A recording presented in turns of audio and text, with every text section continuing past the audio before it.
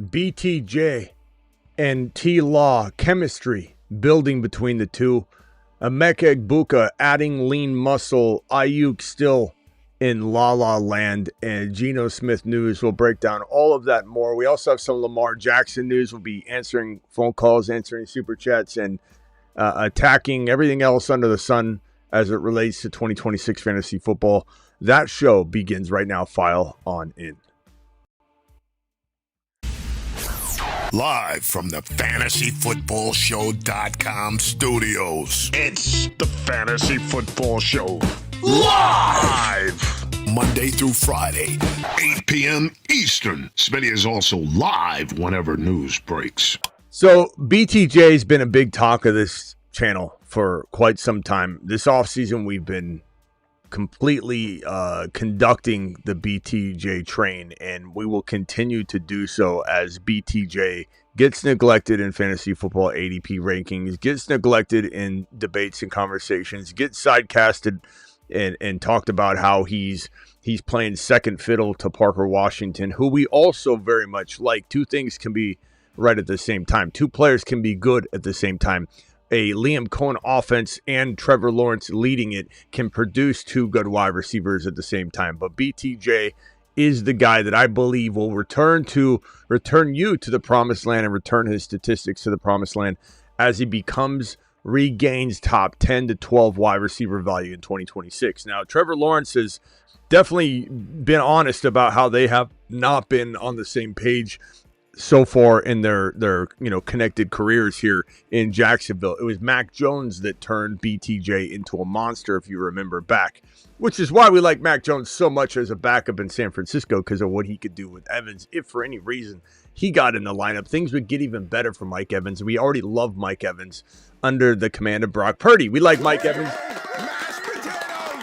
But just saying that if something were to happen, Brock Purdy, Mike Evans goes even further to the moon. He probably gets put on a shuttle sent straight over to Mars instead of the moon, because Mac Jones will literally pepper him with targets. But that's a whole nother topic. BTJ didn't take off with T-Law, but BTJ was also injured last year. So building a rapport while you're hurt, it made it difficult. So everybody's going to try and write him off. BTJ, he's not going to do any good. BTJ's one of, if not, I'd say top 3 fastest wide receivers in the National Football League. And you could say speed doesn't mean everything, Smitty. And that's true. Look at Justin Ross. Look at all these players that, because they were fast, people ranked them high. This guy wasn't ranked high because he was fast. He happens to be amazing, and he's fast. And the combination cannot be neglected. In fact, he was the number 4 or 5 wide receiver, depending on your scoring, during his rookie season in 2024, absolutely busted on everybody in 2025. We know, and the PTSD is real, but at the end of the day, when he's no longer going anywhere near his old ADP, you got to let go of the past, pal. And you got to say to yourself, look, BTJ is a absolute steal, a gem, a league winner, a guy that you're grabbing right around that Drake May territory. Drake May, let's say you take in 5 because you don't want to risk it. You take BTJ in 6. AJB in 2. Look at that. Look at that trio. It's one of my favorite trios right now. I've been scooping it up left and right. I can't stop smiling. It just makes me happy. This is a league-winning trio right here. And it doesn't even cost you a first rounder, doesn't cost you a third rounder, doesn't cost you a fourth rounder. This might be, I need to name this stack, this little trio here. It feels like the Three Amigos to me. Maybe the Three Amigos are the AJB, BTJ, AJB. I don't know. It seems like a very, very, very fun trio to have, and it smells like a championship to me. But point is, if BTJ was going even, let's say, 1 round later than last year's debacle ADP, I understand. You're upset. PTSD settling in. I can't trust him, Smitty. I just don't know if he's the guy. What if Parker Washington? Who cares if Parker Washington even is better at this stage? It's worth the gamble. You're not asking anybody to take him at his ADP from last year where he failed you. You're not asking him to go in the 2-round territory. I'm not asking you. No one's asking you to take him at triple the ADP or quadruple or quintuple. We're talking about 6-round ADP, Steve.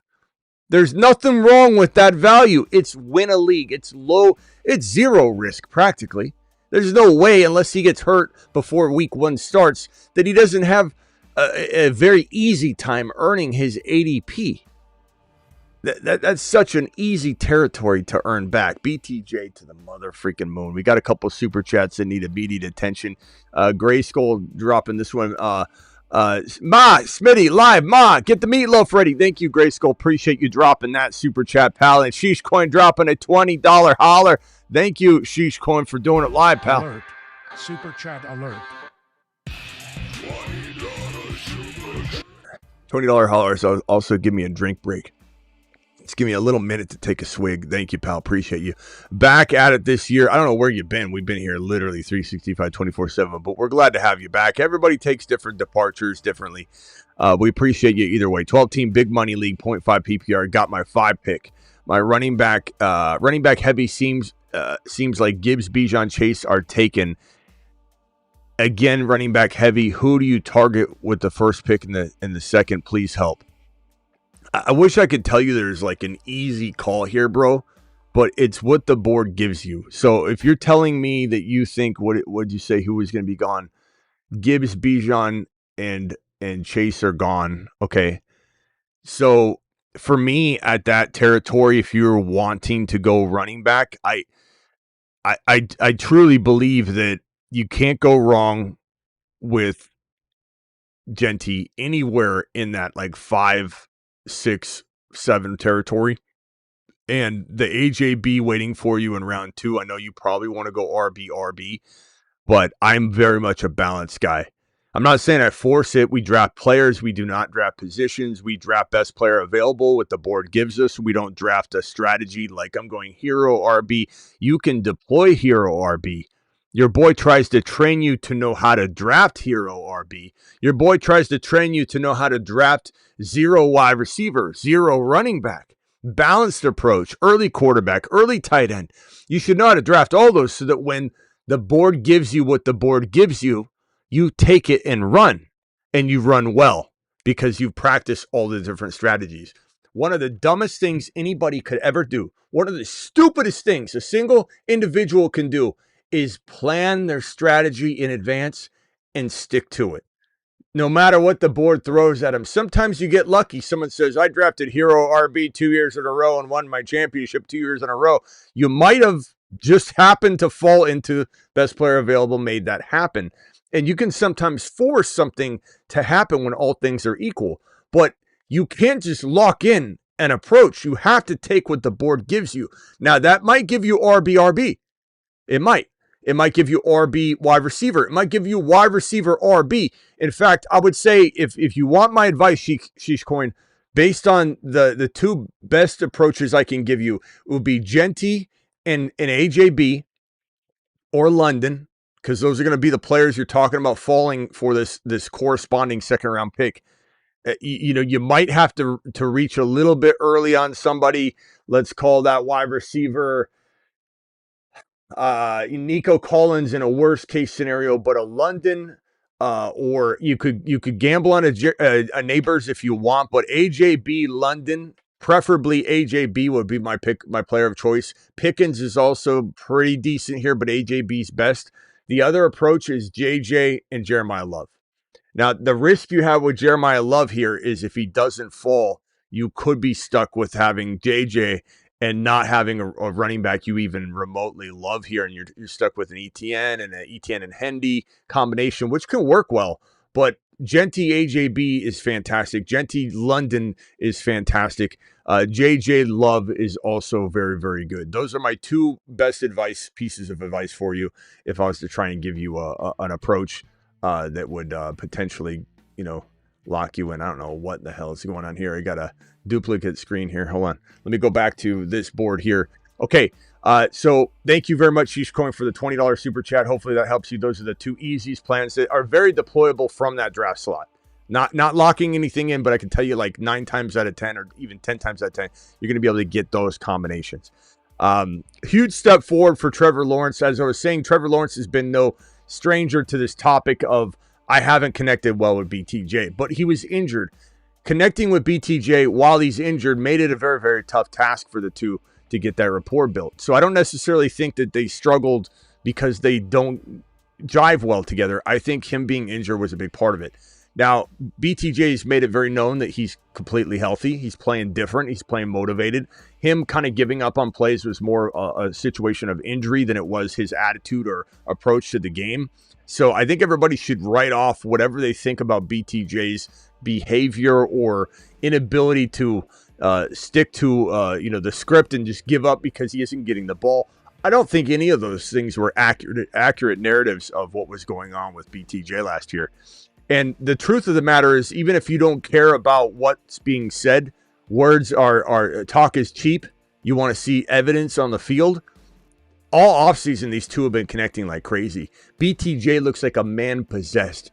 Everyone watching, beat writers alike, everybody watching from the sidelines, I've heard nothing but BTJ looks dominant out there. He's running all the deep routes. He's the deep route guy for sure, which means he's more likely to stay on the field than all the other wide receivers that potentially could be in this rotation of getting Hunter in the game, of getting Myers and Washington in the game. 3 wide receiver sets. You probably see P-Wash rotating in and out. There could be some rotation for all the players just to get all these guys on the field. Doesn't matter because you don't need him on the field 90% of the time. You don't need him running 90% of all. He just needs to get the amount of routes that he's almost guaranteed to get, and he'll produce 90-plus catches, 1,200-plus yards, and most likely 8 to 15 touchdowns. I know that's a large range, but that's how good this kid is. He's in my mind, a near lock for, let's say, 1,100 yards, 90 catches, and 10 touchdowns. Even if it's 9 to 11 touchdowns, that feels like a near lock to me. That's not a ceiling. His ceiling's probably 1,400 yards. His ceiling's 110 receptions. His ceiling is 14, 15 touchdowns. I'm not asking you to expect that. I'm asking you from the 6th round, expect this guy to give you like maybe 1,000 even and 5 or 6 touchdowns. That's all you need. This guy catches 75 balls for 10 and 6 or 7 touchdowns. You've earned your keep. He's earned exactly what you paid. And you're getting a whole bunch more upside than that. You're getting a guy that finished number 4 or 5. I don't understand what's confusing about this. I don't understand why his ADP continues to stay in that 6.1 to 6.8 territory. I have no clue. I don't care to really know. I don't really want to dig into it too much. This is like when you ask about, hey, did you price this right, ma'am? When she's ringing you up at the counter, she looks at it and goes, actually, I underpriced you. Let's go ahead and add on another $2.25 onto that. There you go. Actually, your price is now higher. This is like, well, you don't want to dig too much into this. You might find out something that ends up screwing you. BTJ 2, not the moon. No. Not to Mars. No. To Mars. Saturn. The Jupiter men. Jupiter is so large. The Saturn Men. One small step for man, one giant leap for Saturn. Saturn bound? Where's AJB? He's on a shuttle to Mars. Where's Mars AJB? Man. The Moon Man. He's on a shuttle to Mars. Where's AJB? The Saturn Men. One small step for man. He should be right next to it. Giant leap for Saturn. He was on here. He was looking over his shoulder. Sorry about that, AJB. Spaceman. That's my fault. That's my fault, pal. All right, let's get back to the rest of the news. Sometimes I nudge things around. I don't know. All right, BTJ to the moon. I'm sorry, to Saturn. Emeka Egbuka, this is a topic that we continue to talk about. And this isn't like, I know some of you say you talk about the same players. We do. I'm live streaming like five hours a day with open phone lines. You can super chat a question anytime you want.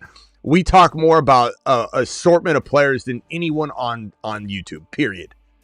So just because there's news on these guys doesn't mean we're regurgitating anything. We might regurgitate that you need to draft somebody because people aren't paying attention. The ADPs aren't moving. But this is all new information on the news show. 8 p.m. show is the news show. 8 p.m. Eastern, Monday through Friday is the news show. And we've got news. Emeka Egbuka. Egbuka said that he was able to put on lean muscle after allowing his body to rest early in the offseason.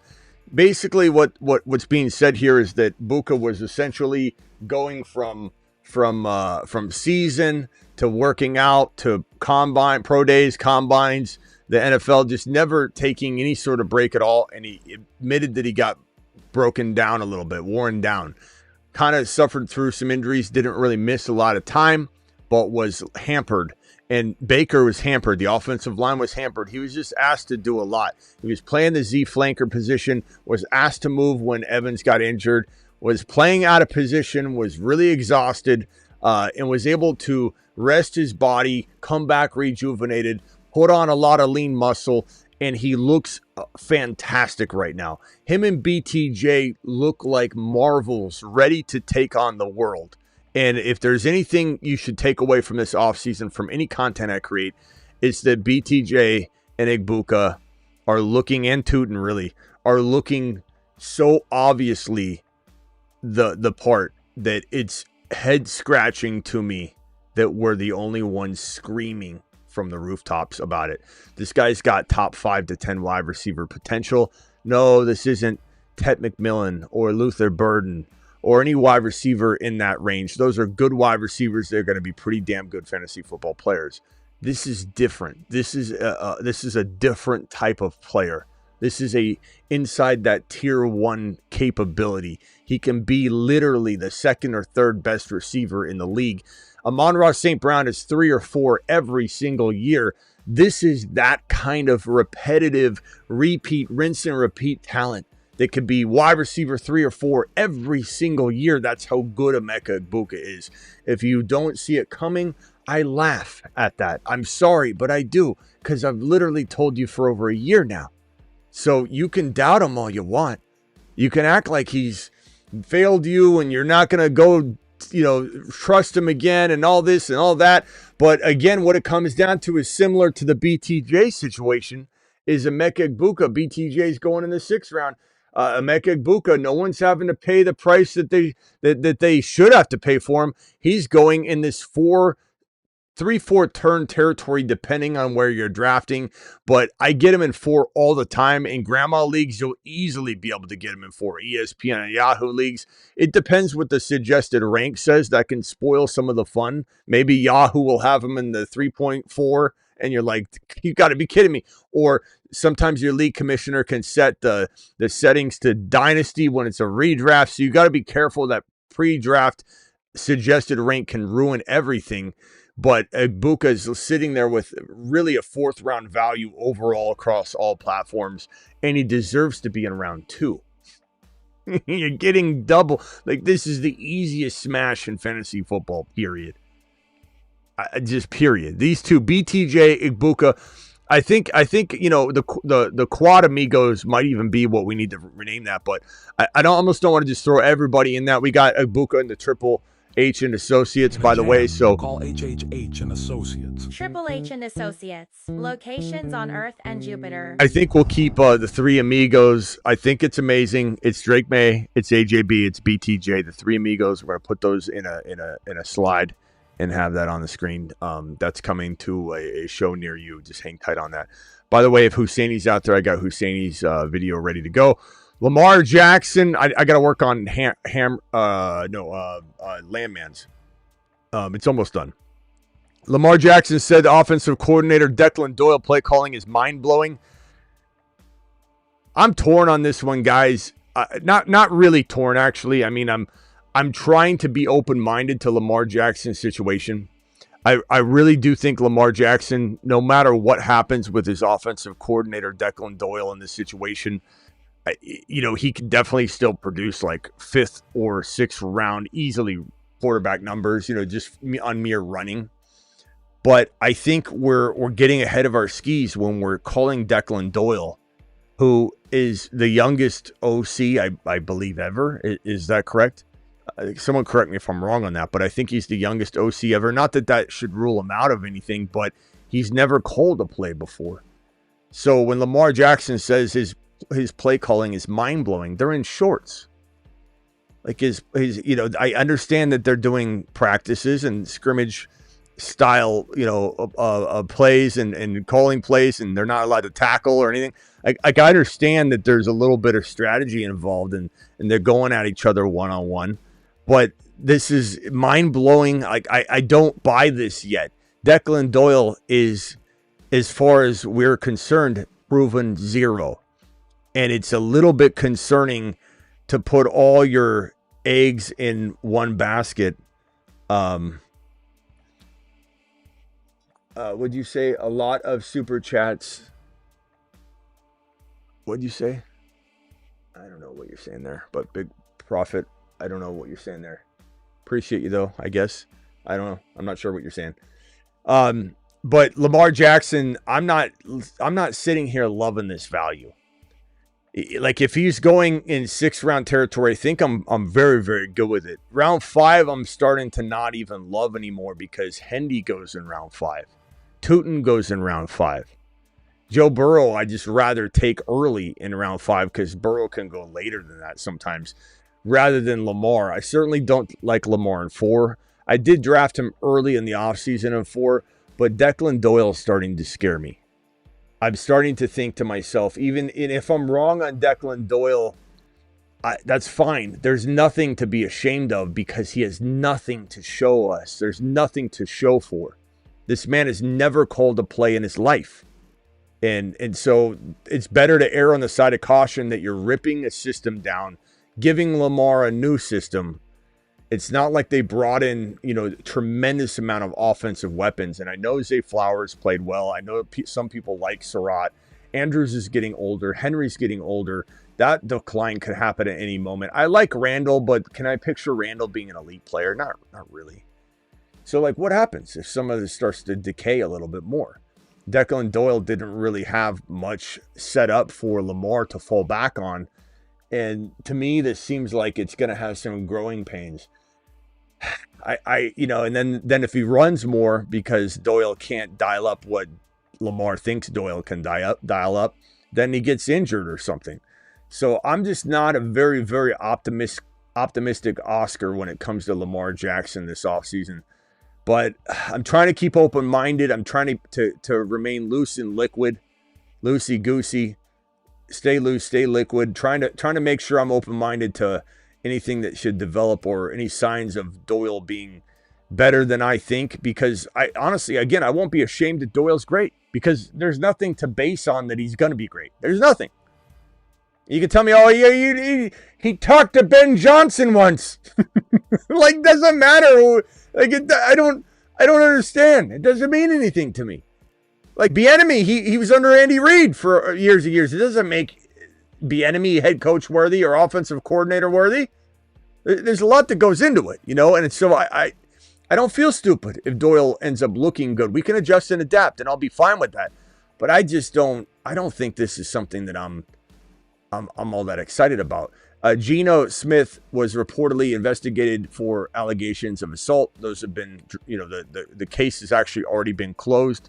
He was investigated for it. This ended up being what seemingly is a nothing burger. So don't stay away from news that's like trying to freak you out about it. I don't think there's anything here because the case was already closed. But, definitely, something pops back up or there's some sort of new evidence of some kind because there apparently isn't enough to do anything, right? It seemed like more of he's a victim of a wild situation of he said, she said, because there's two sides to every story. And this one, there was nothing to the other side to where, something's going to happen. So just so you know, but Geno Smith, I think Sorsby should be the answer for the New York Jets, which reportedly they're not interested in Sorsby. So we'll see what happens there. Sorsby's going to be potentially a solution for somebody. And I'm kind of excited for the guy. And I just wish that a couple teams, one of those teams being like the Cardinals, would take advantage of the situation and bring this guy in to be a potential, quarterback for this Arizona Cardinals team. Or the Jets make the most sense, though. Immediate Garrett Wilson impact, immediate Sadiq impact. Omar Cooper Jr. helped Breece Hall out. I like Breece Hall a hell of a lot more if the Jets went after Sorsby. But maybe it's smoke and mirrors. Maybe they want him and they're just trying to pretend they don't. I don't know. But it sounds like the reports have been that the Jets are not interested. But we'll find out. But this supplemental draft, which I believe is still done via email, But let's just check on that real quickly with Kruger to see if Kruger. I believe it's done through email. Might even be dial-up. They might even do it on the good old AOL system. Hey, Kruger, is the NFL supplemental draft still done via email? Yeah, the NFL supplemental draft is still done via email. Teams submit their bids by emailing the league office, just like the old AOL days. No fancy app or portal. It's one of those quirky traditions that never We should cook up an email, send it to that. Do you happen to know what email address they sent it to, that we could just maybe put a submission in for the Jets? Gonna help with that. The NFL supplemental draft is an official league process with real eligibility rules, deadlines, and consequences. Submitting fake bids isn't a harmless joke. Could get messy fast. Well, if let's say I told you, trust me, I have authorization, would you email it for me? Nah. Okay. Still, Okay. even if Well, anyway, if we can't get that handled, hopefully someone inside the Jets organization will take care of it. But Sorsby is a very, very, very good bet for a team to make. We got 50 gifted memberships by BBQ, dropping a 50 watt on screen. I smell meatloaf, BBQ. Everybody thank BBQ for dropping a 50 wad of gifted memberships. What a fantastic guy BBQ is. Really, truly. Let's see what else. What else do we got here? Guys, drop any super chats if you've got them. I'll answer them in order in which received. Appreciate my Rumblers over on Rumble. How many subs are we at Rumble? 16.2K on Rumble is what we're at. Please subscribe, follow on Rumble. Link is in the description of the YouTube video. If you're on Rumble, the link to the YouTube video is in the Rumble description. Please do both. Thank you, Aldi, Shelly, Simi Valley, over Emmanuel, over in the Rumble space. Appreciate you guys. And then over on YouTube, we have Travis and Benny were first in the building. Simi Valley, Daniel, Big Profit, and Aldi and Lunchbox, Caps. Appreciate all of you. Skies in the building. Gray, thank you. Daniel, appreciate you. All right, this super chat here is from Michael. Scatterboo and Tate for Neighbors. Which side dynasty super flex? Doggy. Chat, can I get a chat vote on this one? Scatterboo or Tate? Or sorry, Scatterboo and Tate or Malik Neighbors in Dynasty. I love all three of these guys. And while I'm very quick to say Neighbors is my initial reaction, right? It's like hitting my knee with the hammer and my knee just goes, Neighbors. But you can't discount the individual value of each Scatterboo and Tate on the other side. Like if Neighbors, let's say, struggles and has a setback of some kind or re-injures the knee or they got to go back in or something. Like, I'm not saying that that's where it's trending, but it's not like we have everything we want to hear about Neighbors right now. So you're still in a little bit of unknowns. But if Neighbors comes back and is Neighbors and we think Neighbors is 100% capable of being him, truly, I think you'll be fine just saying, I'm going to go ahead and keep the guy that has the potential to be the number one overall player in fantasy football. Like, Neighbors has that potential. I don't think Tate does, and I don't think Scatterboo does. In fact, I know they don't. Scatterboo can maybe be top 15 to 18, maybe 12 to 18 capable in given seasons, but how many years? Tate feels like he's probably, his ceiling value is really, his floor value is nice. His floor value is like T. Higgins. That's like the floor. That's like if you kick the value in the sack, you're still getting a T. Higgins. But his floor probably isn't much higher than, I'd say, like, 13, 14 overall, like where Nico Collins is kind of lived, but that's really good. That's a really good player. But Neighbors could be one. He could be number one overall. I'm going to go ahead and say Neighbors final answer, but you're not wrong to love the double side, like especially in 2026. But Neighbors. You've just been Smitty approved. Neighbors is Smitty approved, brought to you by Gunner.com. All Smitty approvals this year are brought to you by Gunner.com. So I'm definitely gonna say give me the Neighbor side. But bro, you could make arguments and you could tell me, hey Smitty, please argue the other side. If you remember, we have the flip the script button. If you guys drop enough flip the script emojis, which I believe, let me see if I can even find where that is. I don't know if you guys remember this, but I have it here somewhere. Where is it? Maybe it's over here. Hold on. I have it somewhere. Here it is. The script strikes again. That's not it. I don't know where it is. I'll have to look for it. That's not it either. I have it somewhere. I'll find it. But you guys can flip the script if you drop the recycle emoji on something and you guys start getting momentum with it. Like, let's say I'm bashing Caleb. And I just see a bunch of recycle, emojis over and over and over. You guys will activate flip the script, and I have to, for 60 seconds, argue the other side of the fence. I just can't find the button for it. But once I find it, I'll press it and we can look into that. But I had it somewhere here. Is it right here? Hold on, let me look. Flip the script. I don't see it. I'll have to find it. I'll locate it. Remember this? Oh, no, that button's not working either. Okay, BBQ, 33-month membership. BBQ is a monster. Rebuke all other fantasy football content. Thank you, Arrogance. Appreciate you dropping that membership question. Thank you for the question, Michael, the super chat.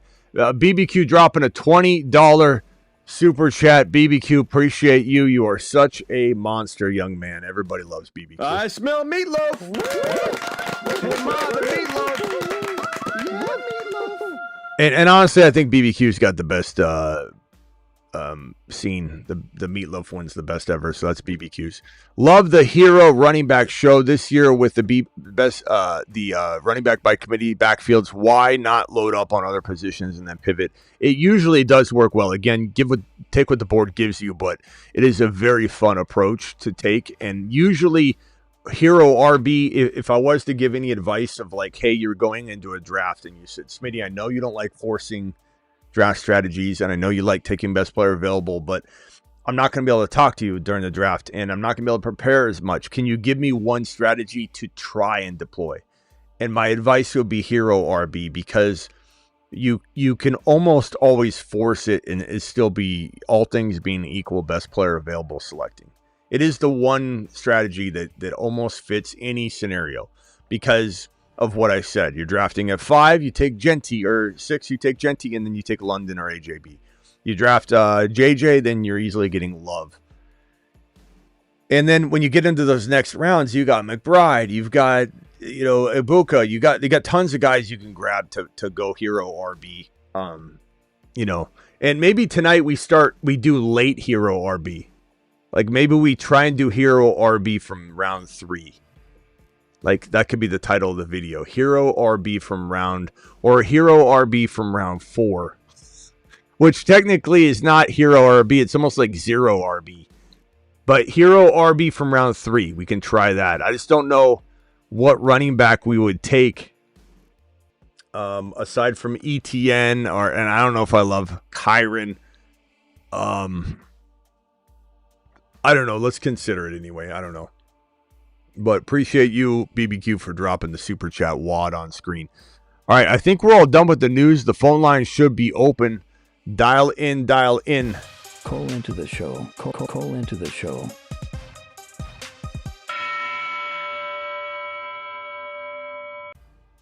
DeBalt dropping his celebratory message. Appreciate you.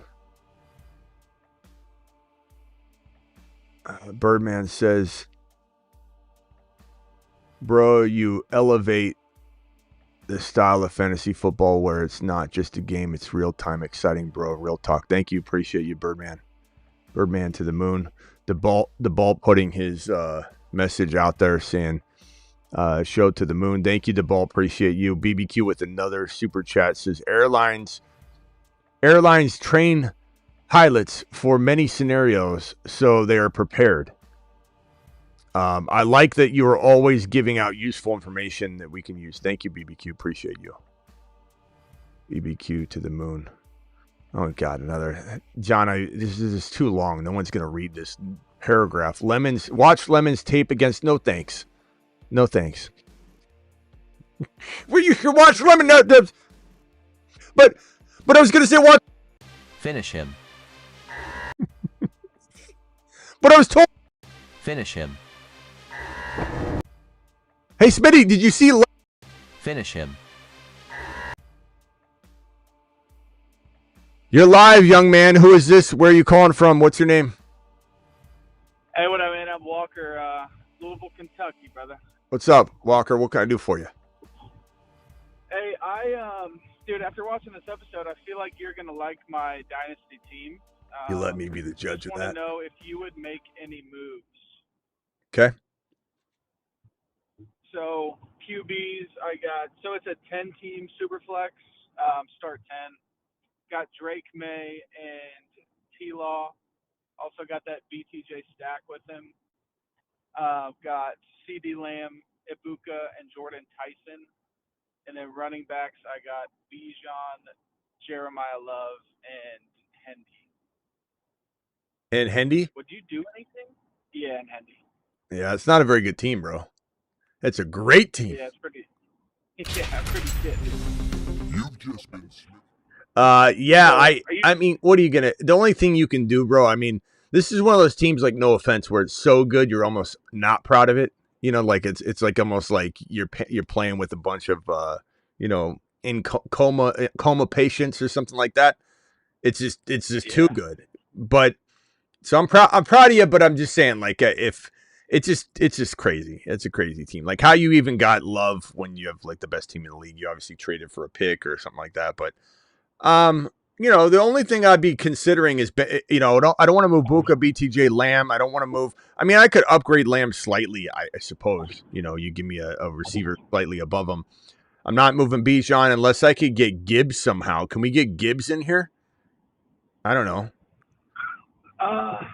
Maybe. I feel like, I don't know, man. I was trying to, my running back room is obviously elite, and I really love CD Lamb because I'm a Cowboys fan. But, the other Cowboys fan in my league is the guy with Gibbs.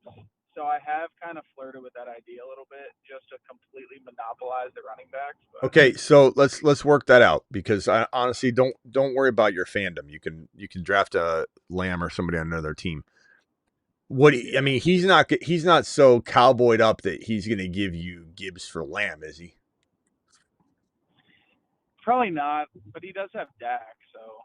Okay, does he like T-Law more than, oh no, he's not giving up Dak, okay. Yeah.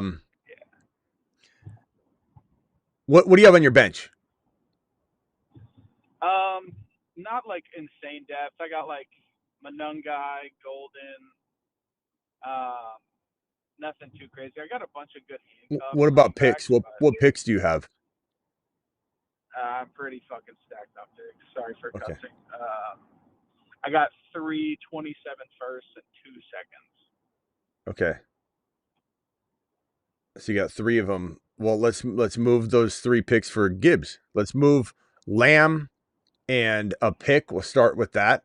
Lamb and a pick. Try and keep the one you think is the best shot at being the 1.1. But Lamb and one of the picks for Gibbs. I'm not saying that you.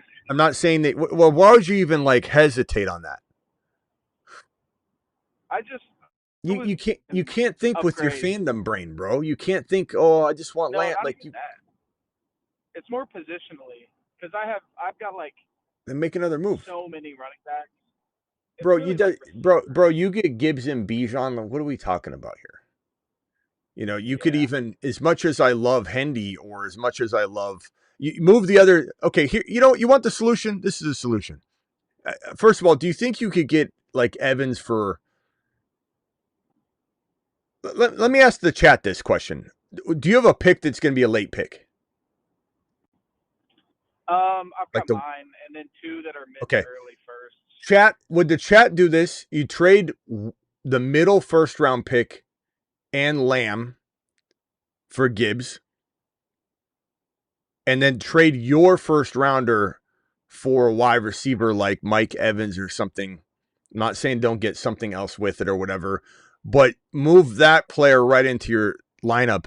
Bro, you're not missing a beat. You're not only are you winning a championship and lambasting this league into oblivion, I still think Evans could have a little bit more than the full 1 year left. You could also try and get AJB.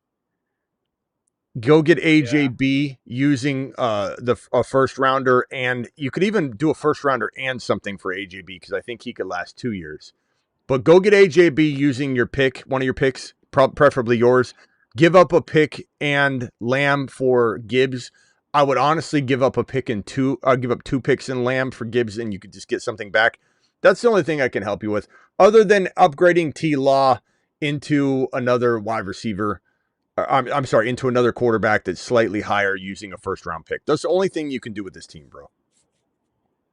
Yeah, something else. It is like a big play bonus.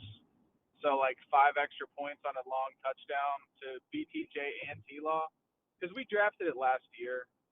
So I took BTJ pretty high, obviously. But when all the later ones ended up hitting, it really worked out. But the big play bonus, I feel like that'll be good for BTJ. It will be, but bro, it's getting a better quarterback than T-Law, because there are better quarterbacks, is going to get you that big play bonus more. I'm not worried about. Do you get extra points if it's T-Law and BTJ together? If not, then it's irrelevant. Well, yeah, I get 5 extra points for each of them. So it's but I'm just saying it's irrelevant. It's irrelevant if you're upgrading T-Law. Doesn't matter. Like BTJ's still going to get it, and then you're going to get it more often with the other quarterback. I'm not saying I don't like BTJ. I'm just saying, I'm sorry, I'm not saying I don't like T-Law. I'm just saying I'd upgrade him if I could. Yeah, no, I hear you. I've been thinking about all right. AJ Brown a lot just to have that. Yep, go get him. Go get him, bro. All right, talk to you later. Yep. Arrogance, appreciate your super chat here.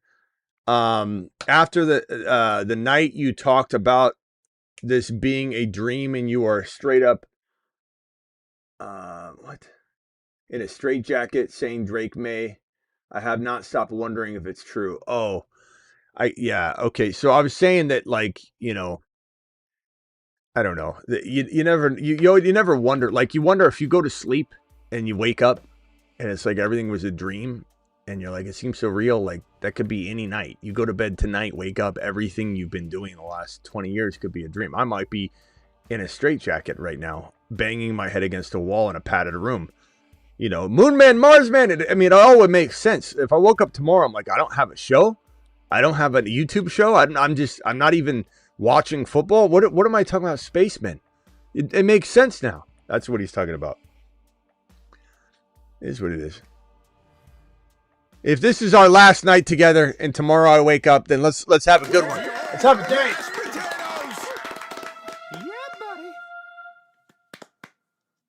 Let's have a nice last final run.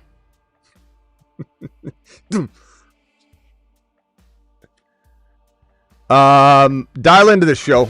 Call into the show. Call into the show. Brought to you by BentonPrint.com. Maybe they're not real. Maybe the Addict.shop isn't real. I don't know. Lemon has to show he can be more than... Yeah, I don't know what's going on there with the Lemon talk. If someone's saying something about Lemon. Look, Lemon has a chance, but Lemon's not anything proven whatsoever.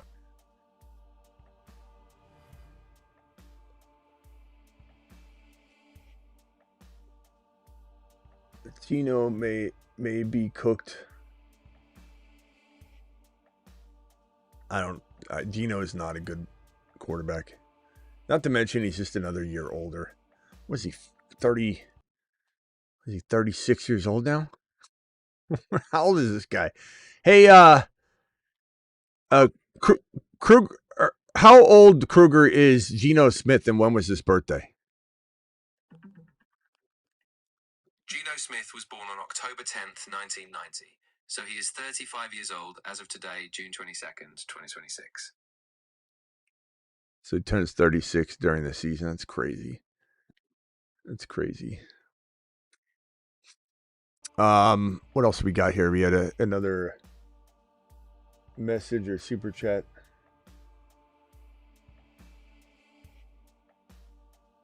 Yeah, Smitty, you got to take a big lap for roasting John. You got to take a big lap for roasting John.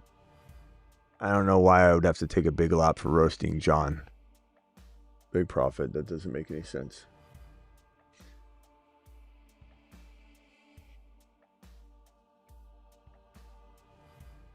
All right, final call or two, and then we'll be back at midnight. Into the show. Call into the show. Everybody thank BBQ for dropping the 50 gifted memberships. He was agreeing with you, bro. You mean roasting his long message? I don't have to take a lap for anything. Big profit. I don't have to take a lap for roasting John. I'll roast John's long paragraph all day long. Here's another one that I'm not reading. Here's another one. Hey, Alec Aomanor is probably... Finish him. It's just too long. I'm not reading that. I'm not taking a lap for nothing.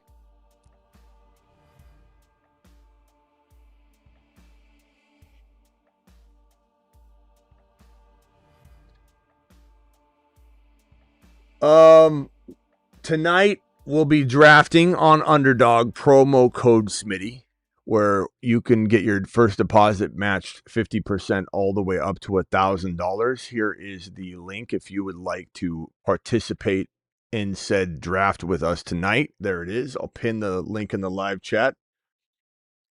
There it is. And the link's in the description of the video if you're watching the replay, and code Smitty gets the same thing done. They'll match your first deposit all the way up to $1,000. So if you deposit 100, they'll give you 50 in bonus credit. You do 2,000, they'll give you 1,000, up to 1,000 in bonus credit. So you are live. Is this Eric? Where are you calling from, Eric? Baltimore, Maryland. What's up?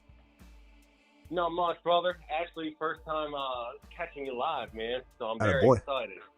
Well, that's odd because I'm live every day, like 3 times a day. I'm fairly new. Okay.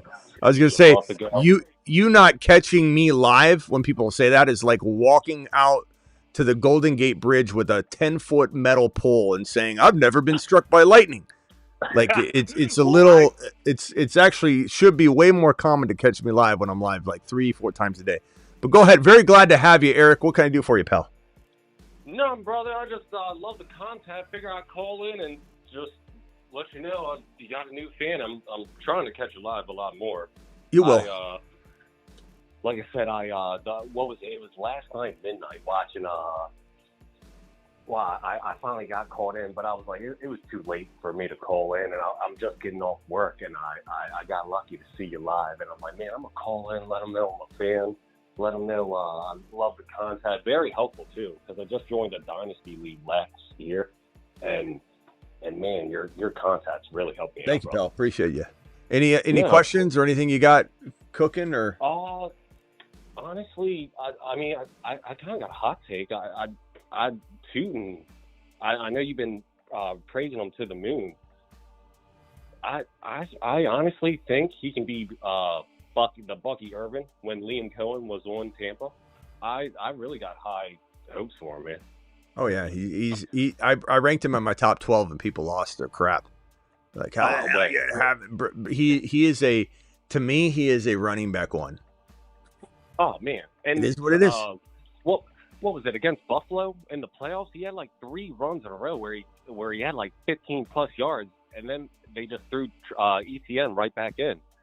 And I just feel like with him out the way, oh man, Liam Cohen is going to unlock him as long as he can stay healthy. Obviously, yeah, he's a monster, man. I mean, he gets the carries. He gets the carries. He's going to the moon, you know. And not to mention with Rodriguez with the foot procedure and Rodriguez not even being ready for a while, like he's out for still a significant more amount of time. Tootin's been dialing in just getting his hands all over everything. No pause needed. I don't understand the Chris Rodriguez love. Like, don't get me wrong, I thought in Washington he was a little bit misused, but I mean, look, what's it? LaQuinton Allen? I love him as a pass catcher. I think if anything, that's the running back that might eat up more of Tutun's workload than Chris Rodriguez. Again, and people don't understand because some people don't know ball, bro. They pretend they do. Gibbs 61% ownership of all the running back touches in Detroit. ETN last year, and he was running back 10, 11, 12, depending on your league and scoring. ETN was, I believe it was 57-ish% of the rushing attempts, and I want to say like 59%, I believe. I'm not 100% sure if that number, it's within 1 or 2 points, but 59% of the total running back touches, so like the fact that anybody's like in here saying, oh, Tuten won't get all the carries. We know that. Like, it doesn't need to be. Jahmyr Gibbs gets 61%. Like if Tuten gets you 55% of the running back touches, he's going to have 1,100 yards, 400 receiving, 12 touchdowns, 45 plus receptions on 55% of the work. So people just don't know football, bro. They hear something on another channel and they start repeating it like a parrot. Like this is what Tuten needs. He needs 55%. Now, hopefully it's 61, but 55 to 61% of the running back touches. He gets that. This is a lock. And he's already getting everything he could handle right now. And Rodriguez, the biggest thing Rodriguez people say, and you wanted to know, you don't understand, or you want to know why people are on this Rodriguez train. It's twofold. It's one, they're either just haters of Tuten, and they've already, they're trying to double down on a bad take they've already publicly stated.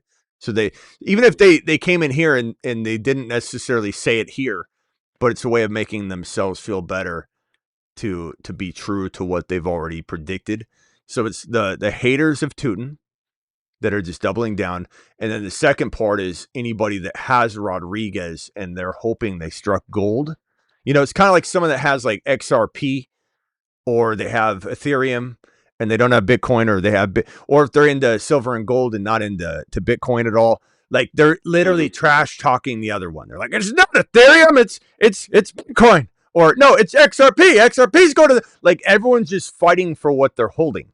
So a lot of the loud people on the Rodriguez train are on the train, and they're literally hoping that they've mined for gold.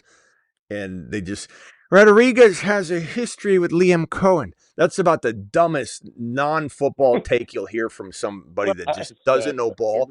They say Rodriguez has rapport with Liam Cohen. Liam Cohen, he wasn't like he was the head coach. They were on the same team together for a year, I believe it was. In Tuten, he drafted him. Like Liam Cohen drafted Tuten, and he just played for Liam Cohen. This Rodriguez thing was years ago, and it was on the same team. They were on the same train together in 1999.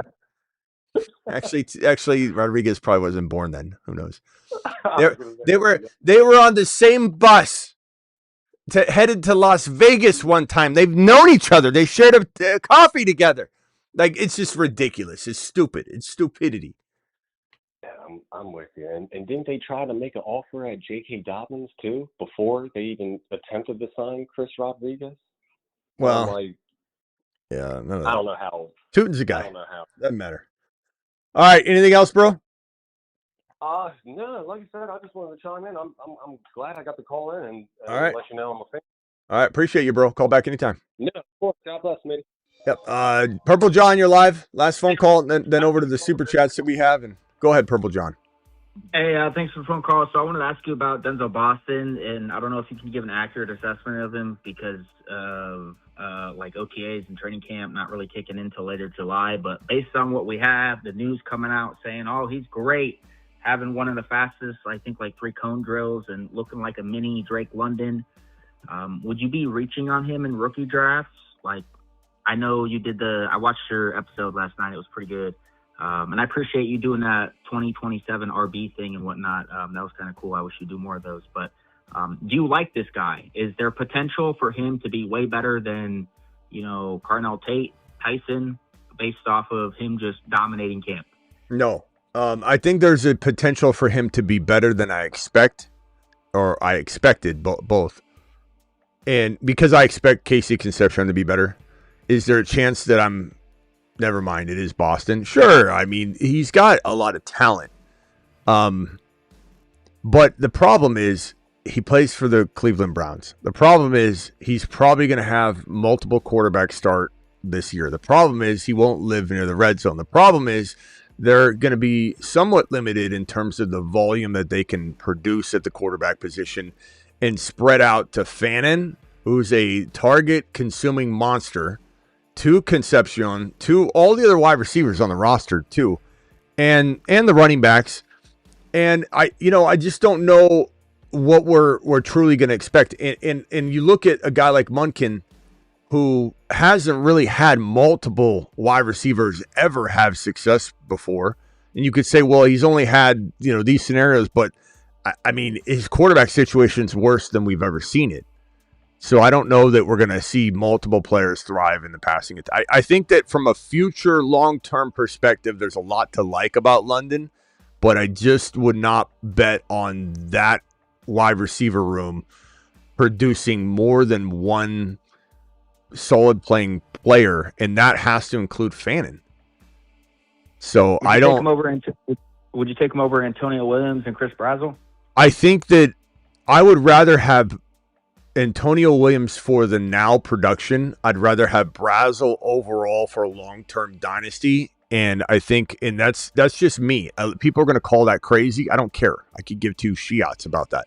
But I do know what I can get away with. And what I can get away with is taking Brazzell a lot later and still drafting Denzel Boston. So it's kind of a tricky question to ask me that. But I would say that I could draft both. Do I think Brazzell better? Yes. Oh. Do I care anybody disagrees with me? No. Would you say Emmett Johnson or Katron Allen have a higher upside than any of the people we've mentioned so far? I think Casey Concepcion has the most value of the guys that I mentioned. I think Denzel Boston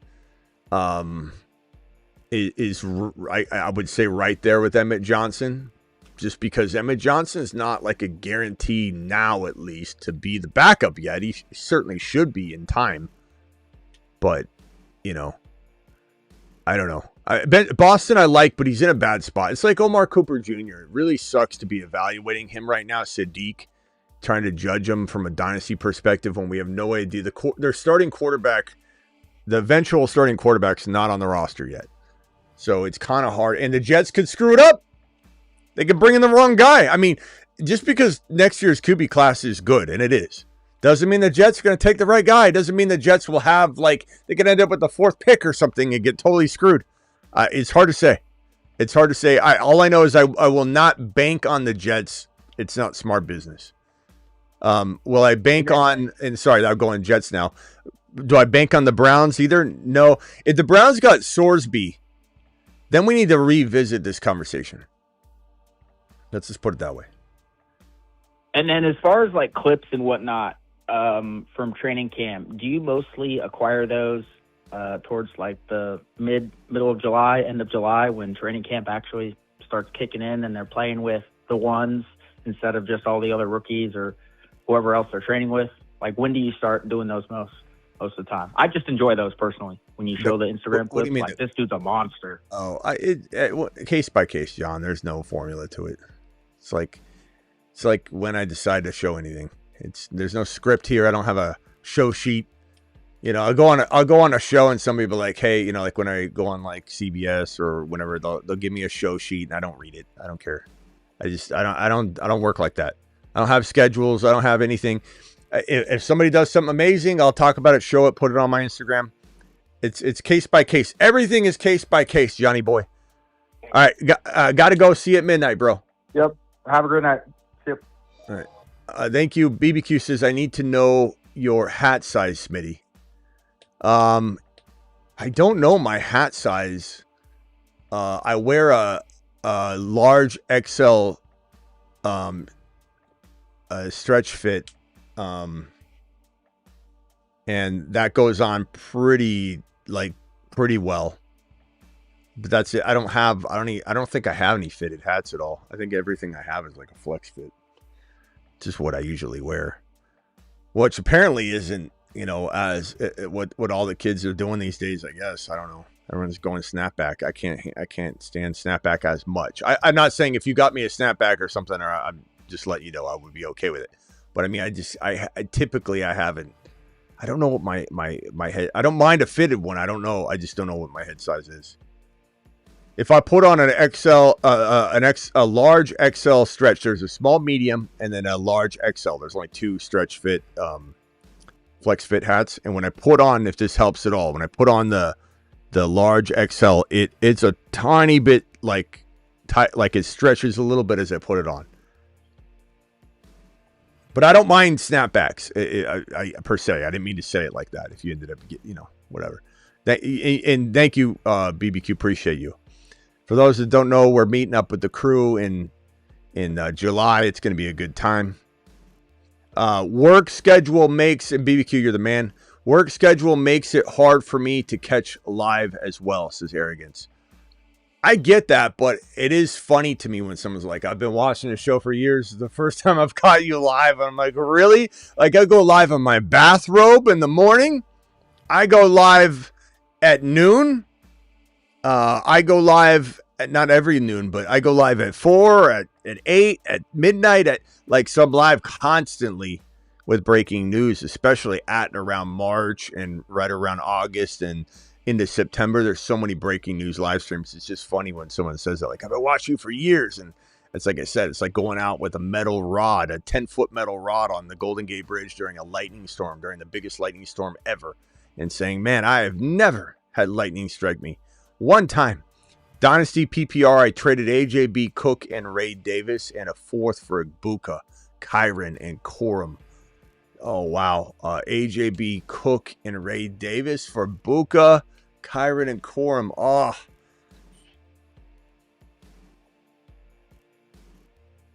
Cody, you're not going to like my answer. I wish you would have come to me first. I love Egbuka. I love Kyren. I love Corum. But AJB is going to have such a big year. Now, in a year from now, let's say AJB falls off. And then we look at this as Cook and Ray Davis versus Egbuka, Kyren, Corum. I think that's going to be very close. And another year goes by, I'm going to lean toward Egbuka. So you kind of have like that, it's kind of like a mortgage. As you get further into it, the more it starts weighing in your favor. I think that's probably what this is going to be for you. I think initially you're paying 55% interest on your mortgage. Because like in the beginning, bro, you're getting AJB is going to be a top 5 to 10 wide receiver this year. Top 5 to 10 wide receiver, AJB. Might have one more year of that too, even if it's like a half a year or maybe a full year after that. And then you already got Cook out playing Kyren and Corum by a lot. So this is going to be a brutal trade to watch for the first year or two. That's all I can tell you. I would have told you not to do the Cook trade. I like the Cook side by quite a bit. And I love Egbuka, but that doesn't mean I'll do anything for Egbuka. It doesn't mean I won't trade for Egbuka at the right at the right price. I'll give the world, but that's like giving 2 worlds, bro. That's way too much. Cody, I'm sorry. You're always going to ask me for the truth, my boy. I'm always going to shoot you straight. Final call, and then we're out of here. Call into the show. Call into the show. And then we'll be back at midnight Eastern on the channel like we always do. Still have Neighbors, Pickens. Almost doesn't matter. I love to see this, though. But I mean, it doesn't matter on the trade. Like, I still have means, okay, I screwed up, but I still have these guys. Like, it wasn't the greatest trade. I still have Neighbors, Pickens, Collins, Gibbs, Achane. Yeah, I mean, you definitely have a great team. You're still going to be okay. Like, Egbuka with Pickens and Neighbors and Nico. It's great. Gibbs and Achane. Almost doesn't even affect you, to be honest, Cody. Like, your team's so stacked, it's kind of like you dropped a $20 bill on the sidewalk, and the difference of you doing that when you have, $10 million in the bank and somebody that's living paycheck to paycheck and borrowing, from one month to the next month to try and make ends meet. They drop a 20 on the street. That's a much tougher situation. This is like, a millionaire dropping a $20 on the street. So, like, I don't like to trade for you, but I don't think it even did anything. It didn't even put a dent in Corey's. But you still could have maybe used Cook to upgrade into another player. Like, gotten another Gibbs, like 2 Gibbs type players side by side. That's probably where you missed an opportunity. But I still love Egbuka, bro. I still love him, but that was just a hell of a price to pay. I still have Gibbs. Thank you. Appreciate you, Cody. You're the man. Smitty, does Ted Hurst fit into Tampa Bay's wide receivers? I think he does. I think he could definitely become the 2. Not only does he fit, he could become the number 2. BBQ dropping another. Have an idea. Let the community guess your cowboy hat size. Winner gets a prediction on me. Then let them pick the color and style for you. Cowboy hat, huh? All right. Cowboy hat. There you go. I could measure my head. I could measure it with a tape measure. I don't know if that'll help. I don't know how well this is gonna be. I don't have the biggest head. I don't know if this will help. Let's see. Like right there. Let's see. Right here. I don't know if this is accurate. I can't be certain. It looks like 22 1/4. I don't know what that even. We're usually measuring hand sizes on here in wingspans, but not heads. 22. Can anybody tell me what that would amount to in a hat size? Let me do it again. Let's see. Right there. Yeah, 22 and like a couple millimeters. 22 and a couple mils.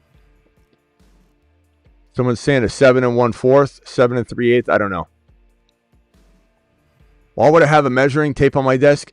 Tell you what, Big Prophet, ask me for something semi-random and let's see if I have it in the office here. Why would I have a measuring? Why would I not have a measuring tape at my desk? Ask me for something else. Let's see if I have it.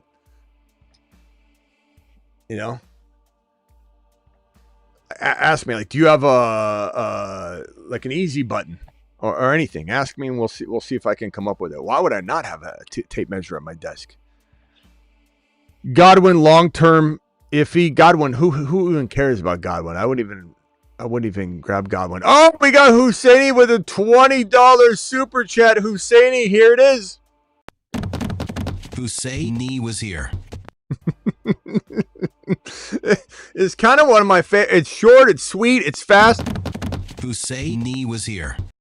Husseini says redraft traded AJB, Chuba, Corum for Neighbors, Tate, Manungai. What side do you like better? I feel like we just saw this one almost. AJB, Chuba, and Corum for Neighbors, Tate, Manungai. I mean, Neighbors, Tate, Manungai. Am I missing something here? AJB, is this redraft or dynasty? Number one. If it was redraft, I think it's a lot closer because Neighbors, could potentially. Is this redraft or? Oh, this is redraft right there. I'm sorry. My bad. It's right in front of my face.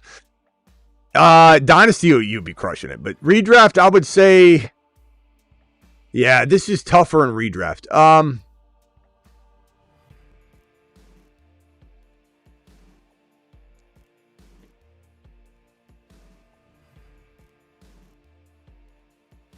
I think I'd rather. Wow, this is tough, man.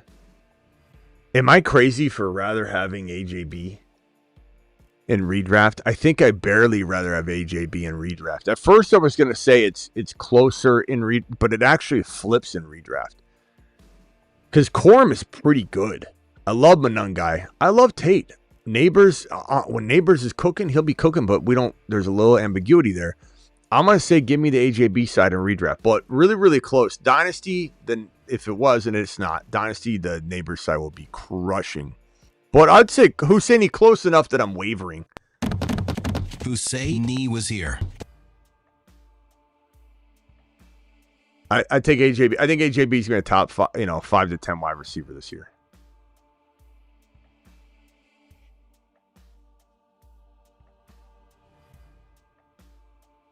Let's ask Kruger what my hat size is. See who might be the closest.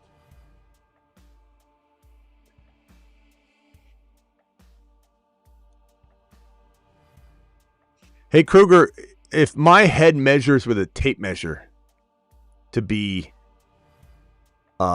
22 inches and like maybe a couple millimeters, what's my hat size?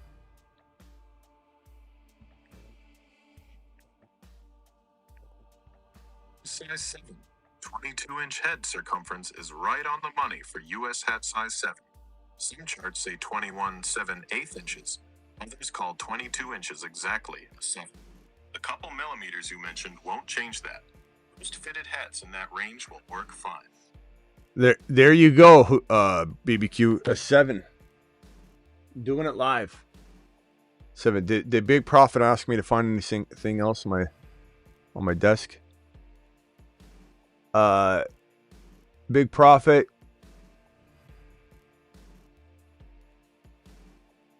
You said, wait, why do you have a measuring tape at your desk?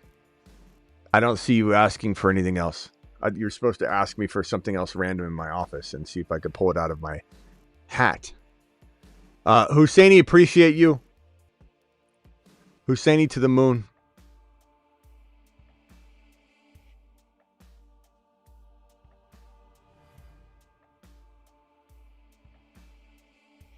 Go to the Western Wear store. Get it fitted. What are we talking about?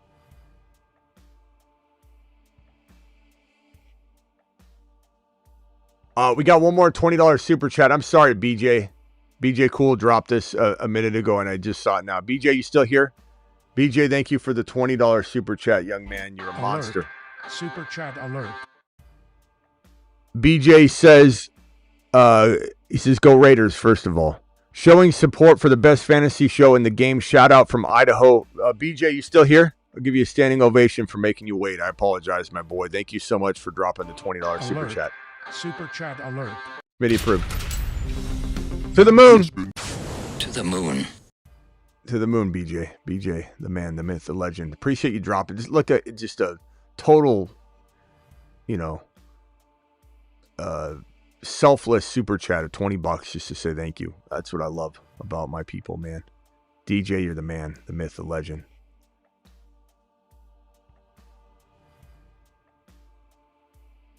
This is a fun time in the off season. Yes, it is. Smitty, have you seen what Kittle said about Aiyuk? Yeah. What was the last thing? What was it that he said? Somebody pull it up. Prophet, did you end up saying something yet? I can't put that on a live stream. Prophet, think of something. I do have what you're asking for, but you can't ask me to put that on a live stream. But yes, I have everything in my office you can think of. So just name something like understandably capable of being shown on a live stream. Give me AJB side if I'm loaded. Otherwise, Neighbors definitely clears. Yeah, Husseini, don't feel bad if you have the Neighbors side. It's a great trade, bro. It's a great trade. Like a great concocted trade.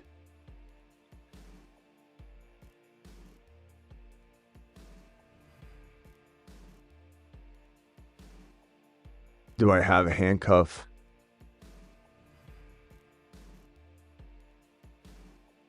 Aldi, what was it that he exactly said again? Neighbors will be elite weeks 5 through 18. It could take that long. could even be earlier, or it could be even later. Husseini was here. Husseini, you're live. Hey, Smitty.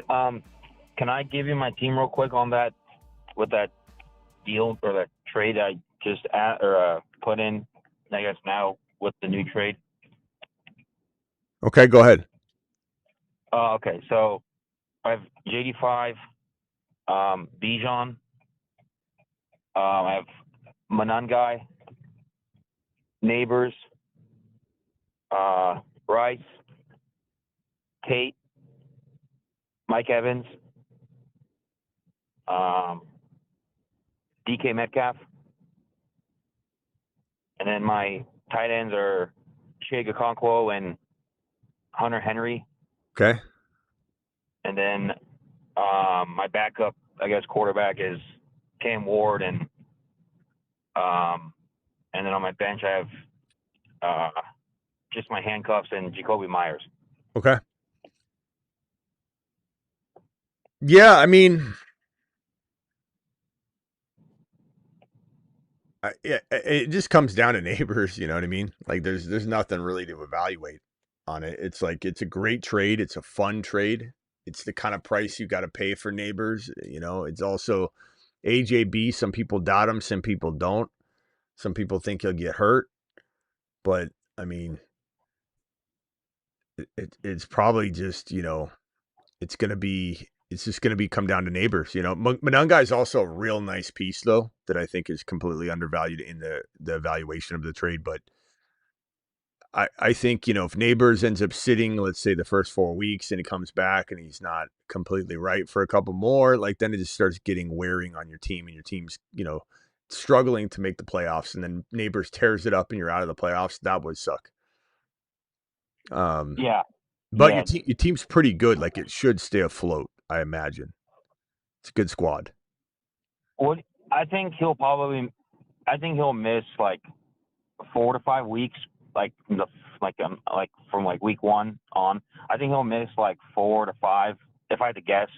And nobody really knows, obviously, but if you had to guess, like, what do you think? I don't think he's going to be there week 1. So how many games, if you had to guess, would he miss? I think he'll miss like 4 to 5, maybe 6. I don't know. I think 4 to 5. Right now, I'm not even sure. I think it's almost reckless for me to say. I don't mind if other people do, and if somebody told me, like, just guess, and I'm prefacing. I know there's not a way to really, you know, quantify this, but I would just say that my gut tells me he maybe doesn't get put on PUP, which means they don't expect him to miss 4 full games.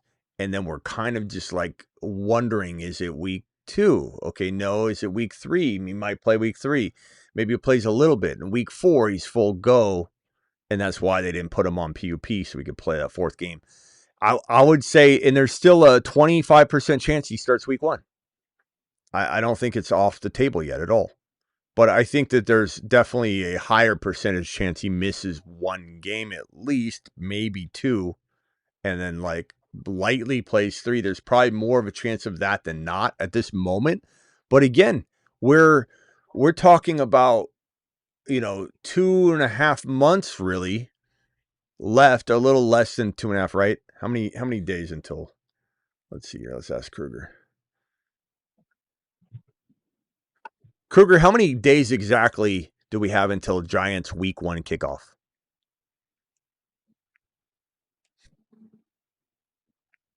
$83 days. Giants open against the Cowboys on September 13th. That's your week 1 kickoff. Is that right? 83 days? That can't be right, is it? So about 2 months. What is it? 2 months and 3 weeks. That's crazy, right. bro. Do you know how? Like, do you know that? First of all, an ACL tear. For anybody that doesn't, let me grab my model. Anybody that doesn't know about ACL tears, the ACL goes in the middle of your knee. On the back of this model, you can see the ACL and the PCL crossing each other right here. They're responsible for keeping the knee from, like, you could essentially say, going off the shelf this way and going off the shelf this way. Your knee joint has an ACL and a PCL in the middle holding it tight. The LCL on the outside, the MCL on the inside, all of that keeps that knee tight. And when you get old, you hear people say, I need a total knee replacement. They literally saw everything in half, put a metal plate here, and then put like a metal joint in the middle and put your knees are on like two discs like this. Like that's like what a total knee replacement is. The joint, you could literally sever this if you wanted. Like that's what's holding those two joints together. So when you tear the ACL, they go in, they remove the old ACL, they drill 2 holes, they cut a hole out of your patellar tendon. It's like just a little bit of a window, and then that heals back, kind of like the best example. Really, it's a weird one, but like a tongue. If someone got a tongue ring, they puncture a hole, and then that's like essentially making a hole. And then when you take it out, it'll grow back. So essentially, you take out such a small window. It's just almost like the size of like a toothpick in length, but wider, like 3 or 4 toothpicks wide. They take that out, and then it grows back, and that heals. So that's also a part of the healing process with an ACL tear. Then they take it, they drill a hole here, they remove the old one, stick it in. They got screws that go into the holes, and then the bone grows into the screws, and the patellar tendon piece that you cut out dies and turns into a ligament, at least in terms of the structure of it. So that has to die. The graft, they call it, that's a graft, has to heal. And that takes that's a long process. You're talking about the first 3 months of an ACL recovery, or a lot of it, that graft holding, you getting some of the strength back in your thighs, you get atrophy, and your thigh muscles start to get real, your 2 legs look completely different in size. Achilles tears are even worse. If you look at Aaron Rodgers when he came back his first year, his good leg and his bad leg, and they're like, one was like this, one was like this. So it's a lot of the first 3 months are that like bone, growing into the screws, the recovery, the graft holding, and then getting some strength back in your quads. It's not about full sprinting and running and doing all that. And then from the 4th and 5th and 6th month, you're working on getting the strength back, getting out there and running and doing different things. And this is for advanced cases that are in the NFL. A lot of laymen's out there, a normal average Joe is told not to run for 9 months to a year. They can't even jog for that long. But when you're an NFL and an NFL type of recovery track, it's different. My point being that month 4, 5, and 6 is when a guy like Javonte Williams goes from month 3 to 6, and he's almost ready to play in month number 6. Like that 3 months is huge. We have 3, and the same thing with Breece Hall. Breece Hall was running like 22 miles per hour during his 6th month of recovery. And so he only had like those 3 months really to do anything, because like I said, the first 3 months are a whole different thing. And so you're talking about 83 days or 80 whatever days. You're talking about almost that additional amount of 3 months that Neighbors has from now until kickoff to have a real miraculous, like positive progression in his ACL recovery. That's a lot of time. You have so much time left. He could have, because he's so young, he could have a remarkable next 3 months and be near 100% week 1. Like that's just how the body is, especially the younger you are. You can't predict when someone's going to have a fast little, spurt of rehab. And Breece Hall and Javonte especially was so quick on the first 6 months, but then he had a little bit of not a downturn, but things weren't going as quickly in month 7 and 8 for him. Like Neighbors might just be going on the other direction, slow for him, and then the last 3 months he crushes it. So people making predictions this early. My point, it's like almost nonsensical to be like, oh yeah, because he was limping, 2 months ago, or because he was jogging gingerly at the softball game. Look, why wouldn't the story be like he's out there twisting and spinning and hitting and jogging and running around and cleared to go run around the bases? That kind of should have been maybe the storyline, instead of people trying to cherry pick the video clips to say, look at him, he's barely moving, or look how he gingerly didn't want to step on a base that was, he's wondering how raised is this base? Last thing I want to do is like take a misstep on it. So he kind of like shuffled. as he went near. He got his play. He's not playing baseball. He's playing football. So he's looking down at the bag. You know, weird. Yeah. He could play week 1. I'm not saying he will, but he could. Yeah, I saw like some sort of report or something that he was at 80%. I don't know if you saw that.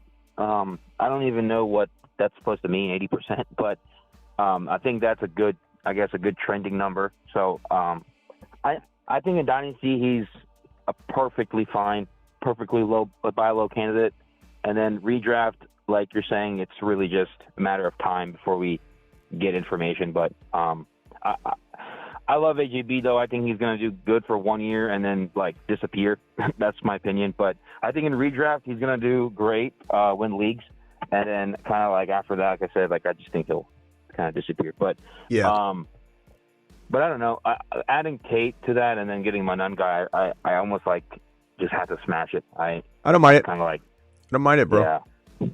I mean, the worst case scenario. The worst case scenario, though, like if you think about this logically, you traded Tate, you traded AJB and Chuba and who? AJB, Chuba and who? Blake Corum.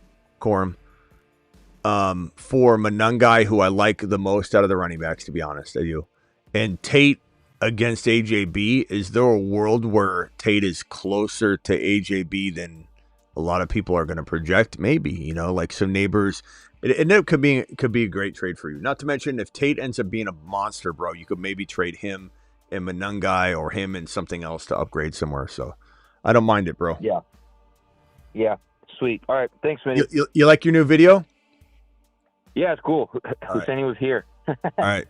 Later, bro. See ya. Husseini was here. All right. We'll be back at midnight Eastern. Appreciate all my super chatters. God, man. Sheesh Coin with the 20. BBQ with the 20. Husseini with the 20. BJ. Did BJ ever come back? Because I said I was going to give him a standing ovation if he came back. BJ Cool. Did he ever come back? Does anybody know? BJ Cool, where are you at? I'm going to put him on the end screen until I get confirmation that he saw that, because I want him to know I see it and appreciate it. He didn't respond. But thank you for all the super chats. Thank you to all my Rumblers over there. We're at 16.2K on Rumble, which is crazy. Thank you, Gray. Thank you, Sheesh Coin. Thank you, Michael Douglas. Thank you, BBQ. Thank you, BBQ. Thank you, Arrogance. Thank you, Arrogance. Thank you, BBQ. Thank you, Cody, BBQ, Cody, Husseini, BJ. Appreciate you all. And then gifted memberships, man. BBQ gifting the 50 memberships tonight on the channel. BBQ's a monster. I smell meatloaf. Hey, Ma, the meatloaf. The meatloaf. I mean, this guy practically, I think, works at a meatloaf plant. And the meatloaf stock is on the rise because of BBQ. See you all at midnight Eastern. Where's my boy, BJ Cool? BJ Cool. I'm going to keep calling you out until I know you heard me, because I want to make sure you know I appreciate your $20 super chats. I'm going to set this right here to remind me. BJ Cool, thank you for just being a selfless, like, hey, supporting the channel. Here's a 20 wad, you straight monster. I love the Raiders get up, Genty. Get ready for it. All right, see you all at midnight. Appreciate every single one of you.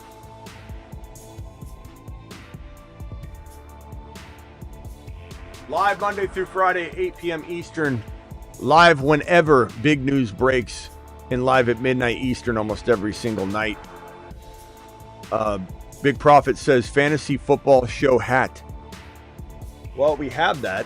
You know that, right? Link is in the description. I'll show you right now if you haven't seen it. We got this one. These are the ones that I have that are made they're embroidered too. This is no Mickey Mouse kind of patch, but we got the embroidery on here. Boom. Embroidery. It's really, really good. Flex fit. They come in a small, medium, and a large XL.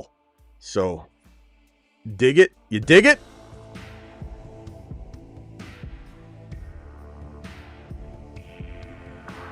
Link in description if anybody wants to grab a hat.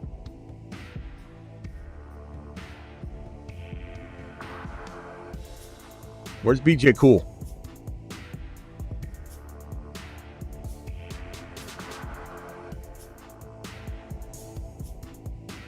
which is why you don't fade Caleb Iceman Williams. Don't fade to Caleb. Look, Caleb better not fail. He is set up in the most beautiful of situations, I'll tell you that.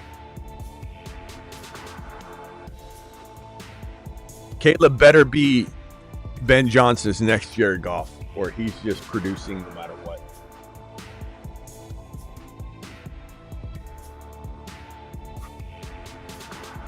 I can't imagine not succeeding in Ben Johnson's offense. Can you imagine that? The Madden cover.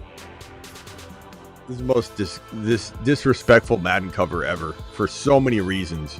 The main reason of which is that he didn't deserve to be on the Madden cover.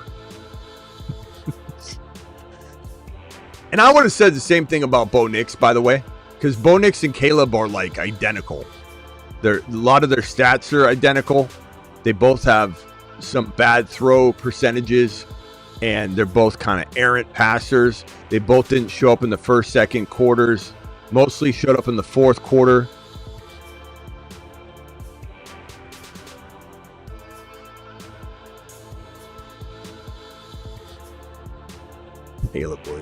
Caleb Williams deserved to be on the Madden cover maybe a little bit more than Peyton Hillis. And Peyton Hillis had a great year prior to that, by the way. Everyone makes fun of that, but Peyton Hillis actually probably played statistically better than Caleb per his position. Caleb Williams Madden cover. Should have put Ben Johnson on the Madden cover. All right, see you all at midnight Eastern.